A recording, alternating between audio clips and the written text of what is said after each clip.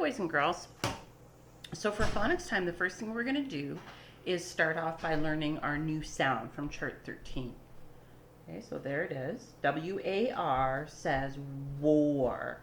So underneath the A-R sound, we're used to A-R saying R, like in stars.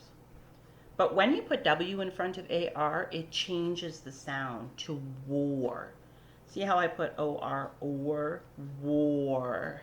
W-A-R says war in warm. Warm. Finally, the warm weather is here.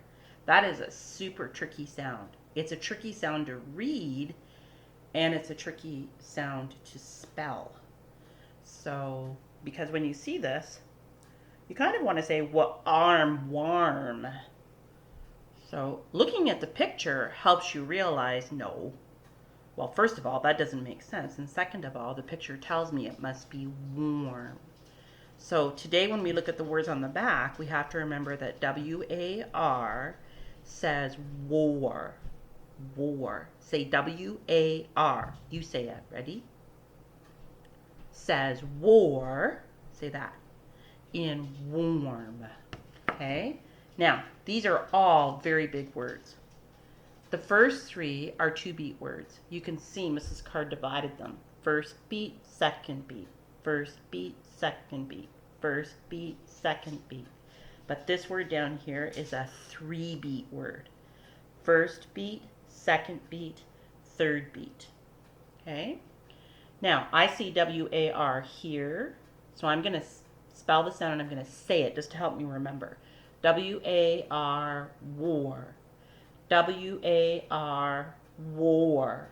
You say it with me, okay? Don't just watch, you have to help. W-A-R, war.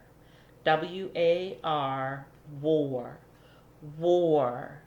War. Say it with me. War. War. Okay, now when I read this word, Mrs. Card underlined the root word and circled the word ending ing. So I can read the root word, warn, warn, and then add the word ending ing. Warning. There was a weather warning that it might thunderstorm. Okay, now this is, again, a 2-beat word, but it's a special 2-beat word. It's a compound word, which means it's made up of 2 little words put together to make one brand new big word. So let's read the first word, ward. Did you read it with me? Ward. And then the second little word is a bumper word. Can you sound it out with me? Robe. Robe. So put the 2 together and you get wardrobe.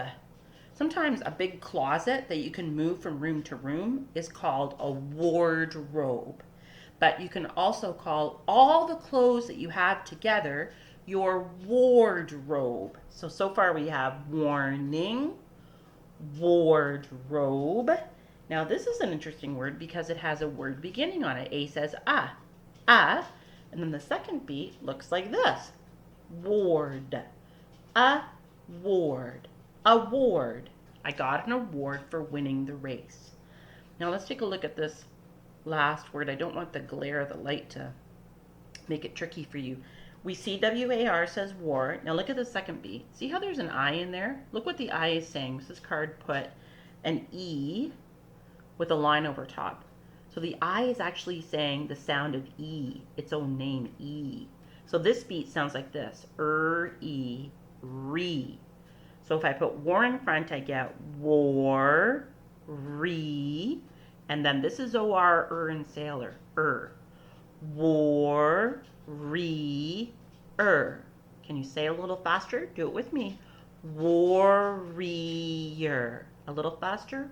Warrior. Warrior. Sometimes a person who fights in a war is called a warrior. So all the words from the top, say them with me. Warning, wardrobe, award, warrior. Good job. Now, when you today get to your special sound book, you're going to go to Tuesday, June 9th. There's war in warm. and you're going to circle warm, warm in all the words. Look for the other word keys too, and read the words again to yourself. Okay? Watch this one. It's got 3 beats. The other thing you want to practice today is you're going to be in your sight word book, and you're flipping to, where are you? Aha. Going to do Tuesday, June the 9th. There. Have you been keeping up with your sight words? Really important. There's the one that we learned yesterday. O-U-G-H says af. So this is the word t, af, tough. Do you remember this one? Woo, right there. There. Like in their house is on pole court. And this has et and thread, or ed-e, ready. And this has be and because, and eind and kind. Be, eind, behind. Good, you say those words from mommy or daddy.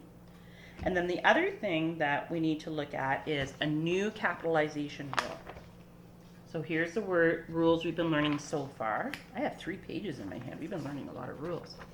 So rule number 1, first word in a sentence gets a capital. We know that one really well. Rule number 2, when you're talking about yourself, I always gets a capital. See? Rule number 3, names of people like Mrs. Card, Kylie, Claire, Lily, Alicia, Merrick, Cassio, Benji, Pippa. All those names of people get capitals. Okay, what else gets a capital? Names of streets, cities, and provinces. Okay, the street I live on is Pole Court. The city I live in is St. Thomas. Notice both parts of the street name and the city name get a capital, and then the province I live in is Ontario. Okay. Rule number 5, names of places like Waterworks Park, Canada's Wonderland, Royal Bank, Briarwood Market, Taco Bell. Okay, notice that each of these places has 2 words in their name, so both words get a capital. If I just talked about the bank, I wouldn't put a capital on it because there's no name. If I just talked about the park, I wouldn't put a capital on park because there's no name. Or if I didn't name the restaurant, if I said I'm just going to go eat at a restaurant, I wouldn't put a capital on restaurant because there's no name. The next rule that we learned is every time you see a day of the week in your sentence, it has to have a capital. Sunday, Monday, Tuesday, Wednesday, Thursday, Friday, Saturday. Those are the days of the week. They get a capital. See? Now, a new rule for today is months of the year. Do you remember our months of the year song? We haven't sang it in so long. Let's do it. Ready? January, February, March, and April, May, June. Did you remember to put your hands up? Because it's June.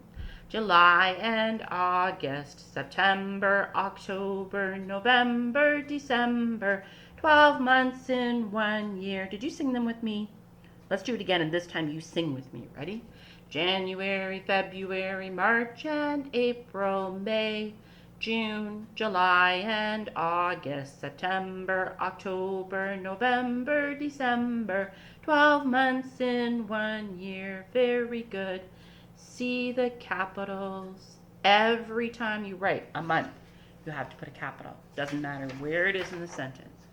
Okay, so let's take a look at your seat work for today. You're finishing day 83. Okay, you're looking for word keys. Remember, don't get mixed up. Okay, this is where you circle. I want to go close to the camera. Da-da-da-da. See that? Right. Where is it, Mrs. Card? Right there. Circle the word keys. Ooh and tooth, th and thick, and then write the number. Don't put RBM. That's not what you do here. Okay, be careful. Look for these word keys. New word key right there. EA says in thread. Can you see it in a word? Oh, I see it down here in this word. Bread. Bread. So remember that you're looking for all of these word keys. EA in thread. R in stars, in verse, UR in nurse, IR in bird, OR in morning, OO in tooth, UE ooh in blue. Okay, down here you're matching compound words, which you guys are getting to be experts at that. Then you're going to ask me a question about curlers. Hey, that's cool. If you don't know what curling is, it's a kind of sport. You play it on ice, and you push a rock down the ice and see how far you can get it to go, and try to knock out the other team's rock. So you can ask me a question about curlers. People who curl are called curlers. So remember to start your question with a question word: what, how, who, why, and where. And then don't forget to end with a question mark. Here's an example. How do curlers slide their, look at that, their rocks, because the rocks belong to them. Okay, and end it with a question mark. Don't use that question, you come up with your own. Take a look at some of the action words. I'm sure if you wondered about curling, you'd be able to come up with a question that you have. Okay, and here's where you're practicing all the capitalization and punctuation. Okay, this is to remind you here that you have a choice of an exclamation mark, a question mark, or a period. Okay, now don't forget, Mrs. Card put a circle in front with a number inside it to show you how many words get capitals in that sentence.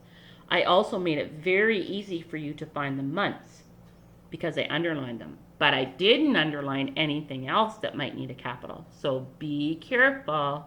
Okay, don't get mixed up. See this over here?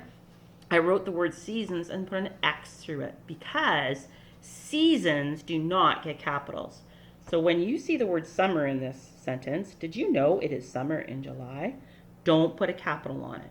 Okay? July definitely gets a capital, but not summer. Seasons don't get capitals. And don't forget, the boxes at the end need punctuation. Okay, boys and girls, that's all for your phonics lesson today. And thanks for listening. Bye.